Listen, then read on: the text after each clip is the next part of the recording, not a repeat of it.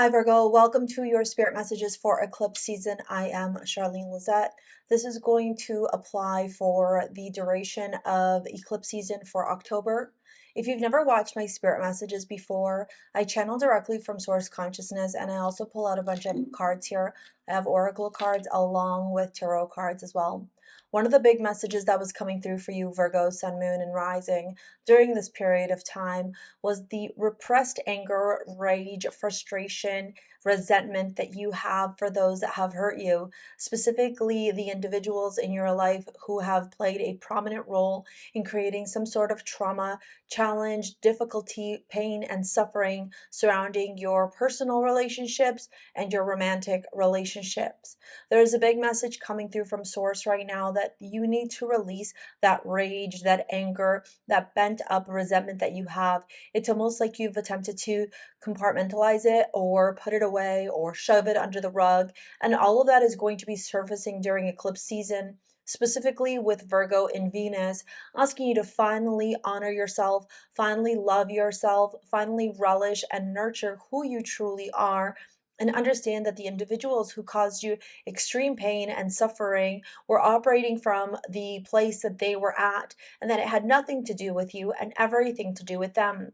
Source during this time is asking you to please find forgiveness, find compassion for these individuals, for the more that you hold on to the anger, the resentment, the hate, the frustration, the more that you are poisoning yourself, the more that you are making yourself ill, the more that you are hurting and harming yourself, whether you are recognizing it or not. Pay attention to the challenges that you have around your midsection. Pay attention to the challenges that you have anywhere between your kidneys, your stomach, your intestines, your digestive issues, your heart, your lungs, gallbladder, and anything else to do around the sacral and the solar plexus, those chakras, because they are really being illuminated during this time. Now, as we dive into your reading, it's very clear here that the message that Source is delivering to you is reflective of the cards that are in front of me. I had started the reading previously, however, I could feel the anger, the rage. It was almost like it was boiling, and it was almost like it was going to explode on camera, and I felt like it wasn't necessary for you to witness that. You're already experiencing that. You're already living this, Virgo. You don't need to see somebody else do it. What you need to see right now, what you need to feel right now is the safe space, the safe haven that you deserve to have in order to free yourself from those feelings, in order to purge and release those feelings so that you can move on and find the love, the joy, the happiness, the fulfillment that you seek. When we look at the oracle cards, we have plant yourself here, integration, embodiment, grounded action. And you can see the roots here. Very important for you to practice grounding, very important for you to honor your vessel, very important right now for you to spend time out in nature. Then we have unbound, and it says releasing soul patterns, contracts, and past lives. This is very much specifically with the South Node in Libra right now collectively, asking you to say goodbye to the past, say goodbye to the soul ties, to the things that are tethering you into an environment, into a space that is no longer representative of who you are nor where you desire to be. And finally, the last oracle card says, I'm sorry, defensiveness, righting past wrongs, and uprooting. So you see, you need to stay grounded and rooted in the places that will help you to persevere, to grow, to expand, and you need to uproot yourself, release yourself from the rotten roots, from the pain, the suffering, the spaces in your life that are no longer supporting your soul's evolution, Virgo. When we look into the tarot, we see the Ten of Cups here. Your family, your happiness, your fulfillment, your desires are very much at the forefront of this reading. And then as we continue to dive through into this reading, we see the Three of Cups. So an opportunity for celebration, an opportunity for happiness here. However, this Nine of Wands comes in to remind you that during this time, it's very important for you to practice some form of stillness, some form of meditation, so that the anger, the rage, the wounded warrior energy that is representative in the Nine of Wands doesn't consume you, doesn't fuel you, and doesn't create more challenges and obstacles in your life. At the bottom of the spread, we have shadow work card, and shadow work is exactly that.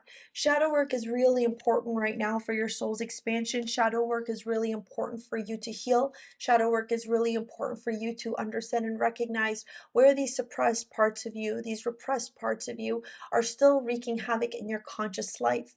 Remember, we're not to feel shame, guilt, or resentment towards our shadow self or our ego self, but rather to learn the behaviors, the patterns, what they look like, how they show up on a day-to-day basis, in order for you to recognize when your shadow and when your ego are seeking some sort of attention, some sort of love, some sort of validation.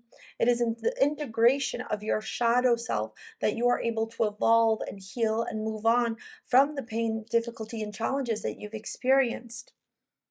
The Four of Swords and the Knight of Wands are reflective of two very different energies. The Four of Swords are about stillness, inaction, self-reflection.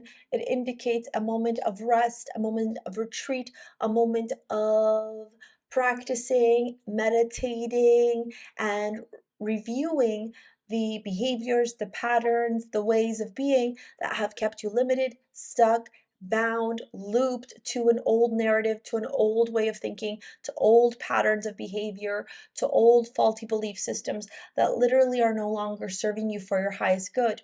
And then with the Knight of Wands on the other end, and at the end of your reading, we have Source Consciousness turning around and saying to you, Virgo, it is time now for you to free yourself and to act with passion, with vitality, with excitement, with vigor as you wander into the next stage in your life.